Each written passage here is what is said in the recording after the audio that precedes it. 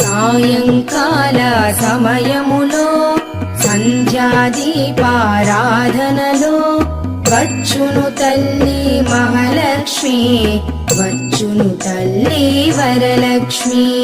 కాళ్లకు గజ్జెలు కట్టింది, మెడలో హారము వేసింది, పిలచిన వెంటనే పలికింది, అడిగినదంతా ఇచ్చింది.